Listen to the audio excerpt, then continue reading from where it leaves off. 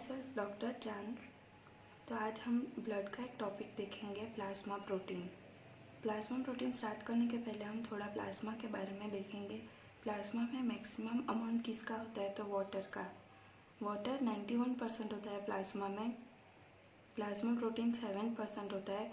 Organic molecule 1% होता है and inorganic molecule 1%। Okay, अब प्लाज्मा प्रोटीन प्लाज्मा में करता क्या है, तो plasma protein form solid constitute of plasma.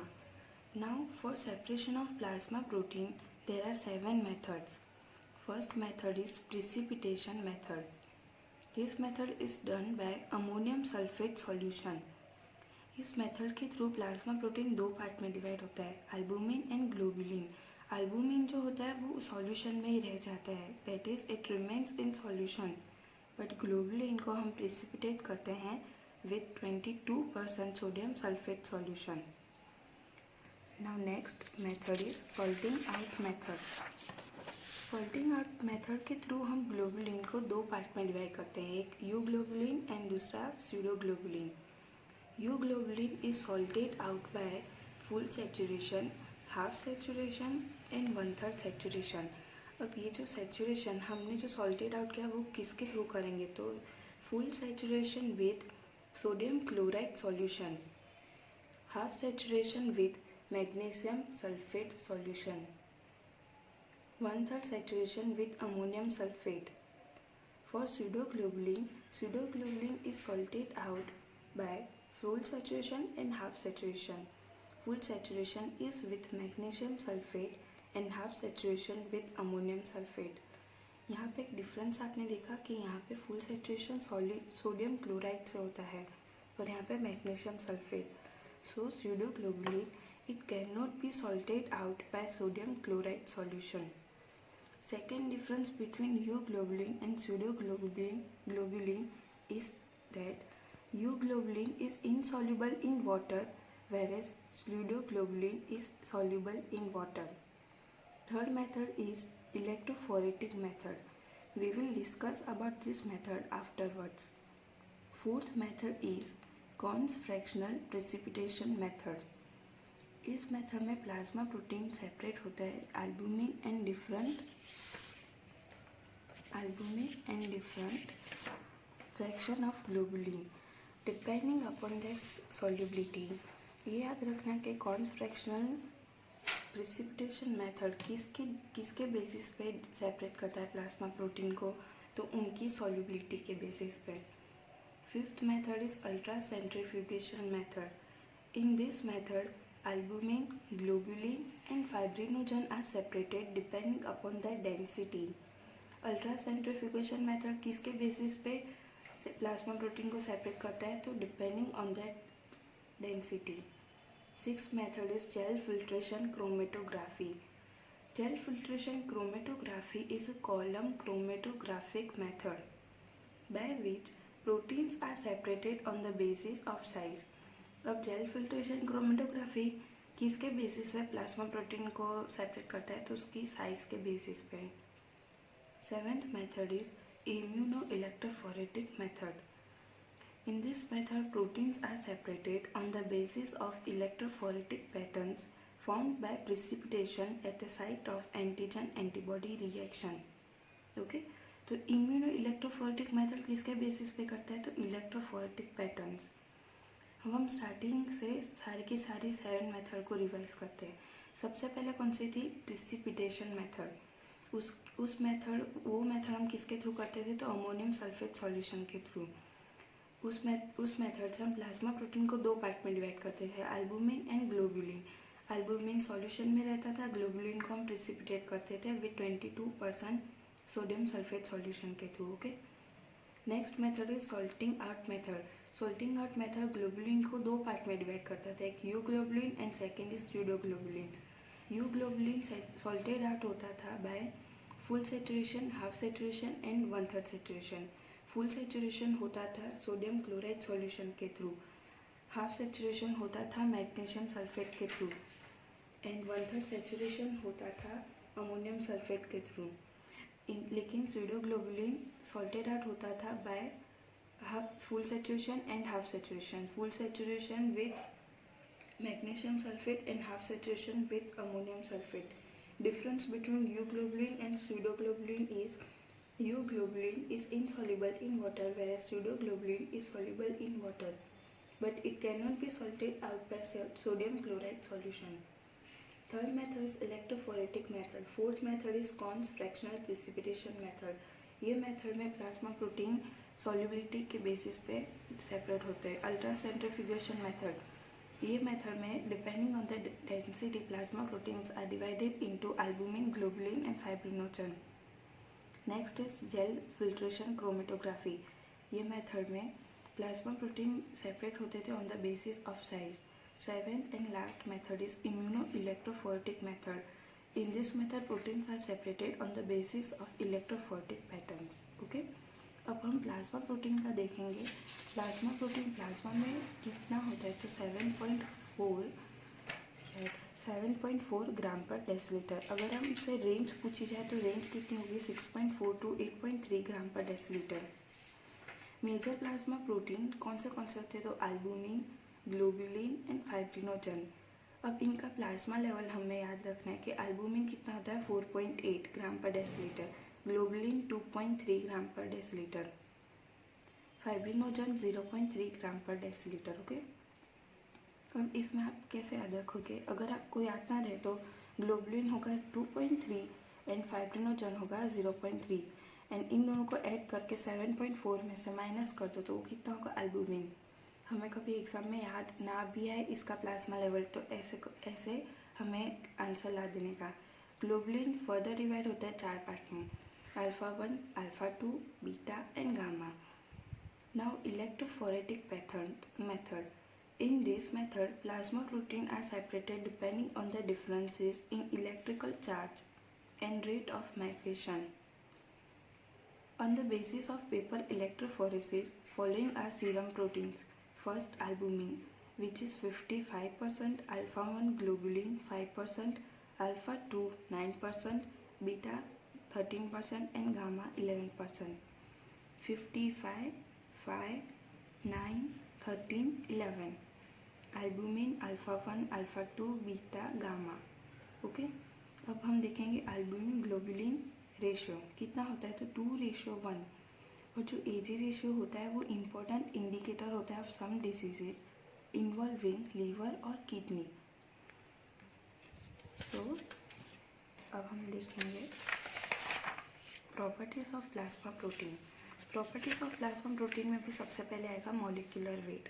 Molecular weight, अब इसमें एक बात याद रखना, सबसे हाईएस्ट मॉलिक्यूलर वेट किसका होता है तो फाइब्रिनोजन का. कितना 5 लाख.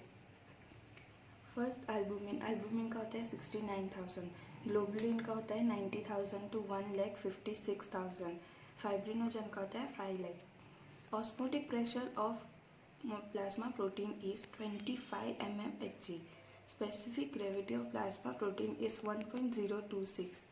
अब आइसोइलेक्ट्रिक पॉइंट वो भी एक प्रॉपर्टी है प्लाज्मा प्रोटीन.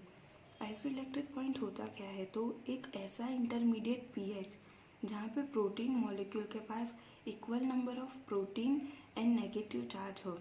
तो equal number of protein and negative charge हुआ तो नेट चार्ज कितना होगा 0.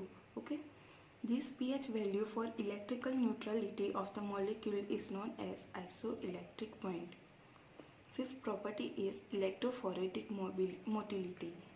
इलेक्ट्रोफोरेटिक मोटिलिटी में क्या होता है प्रोटीन अल्कलाइन सॉल्यूशन में एनाइन की तरह काम करता है और एसिडिक सॉल्यूशन में कैटाइन की तरह. Six property is precipitation by salts. Proteins can be precipitated by different concentration of salt. अब प्रिसिपिटेशन के लिए हम क्या यूज़ करेंगे ammonium sulphate solution. Okay, albumin जो होता है वो फुल सैचुरेशन पे प्रिसिपिटेट होता है. Globulin half saturation. Half saturation में भी 2 पार्ट, 1/3 सैचुरेट होता है अमोनियम सल्फेट से जिससे हम बोलते हैं यू ग्लोबुलिन और 2/3 होता है स्यूडो ग्लोबुलिन जो नहीं होता, जो प्रिसिपिटेट नहीं होता अमोनियम सल्फेट से. अब fibrinogen. Fibrinogen is separated by 1/5 saturation with ammonium sulfate. Water solubility. Plasma protein are soluble in water because of presence of polar residues like NH2 and COOH. Eighth property is amphoteric nature. Plasma protein is amphoteric in nature due to presence of NH2 and COOH groups. तो properties एक बार हम revise करेंगे. सबसे पहले molecular weight. Molecular weight albumin का कितना था? 69,000. Globulin का था 90,000 to 1,56,000. फिर फाइब्रिनोजन का था 5 लाख. ऑस्मोटिक प्रेशर था 25 mmHg. स्पेसिफिक ग्रेविटी था 1.026. आइसोइलेक्ट्रिक पॉइंट इंटरमीडिएट pH पे protein molecule carry equal number of positive and negative charge, hence have a zero net charge. Okay. Electrophoretic motility. Protein act as anions in alkaline solution and act as cations in acidic solution. Sixth property is precipitation by salts. Proteins can be precipitated by different concentration of salt. To precipitate the plasma protein हम ammonium sulphate solution use करते हैं. Albumin precipitate होता है by full saturation. Globulin half saturation. Half saturation में 1/3 saturation precipitate होता है ammonium sulphate जिसे हम कहते हैं यू ग्लोबुलिन. और 2/3 सेचुरेशन जो नहीं होता अमोनियम सल्फेट से प्रेसिपिटेट उसे हम बोलते हैं pseudo globulin. Fibrinogen is separated by 1/5 saturation with ammonium sulphate. Water solubility. Plasma protein soluble होता है क्योंकि उसमें NH2 एंड COOH होता है. Amphoteric nature because of presence of NH2 and COOH groups. Okay. Properties हमारी कंप्लीट हुई.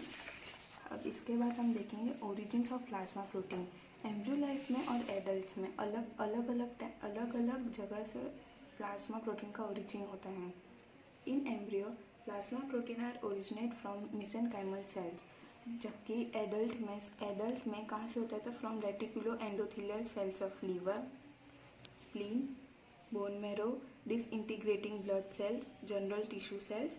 और gamma globulin वो सिंथेसाइज कहाँ से होता है? तो बी लिम्फोसाइट्स.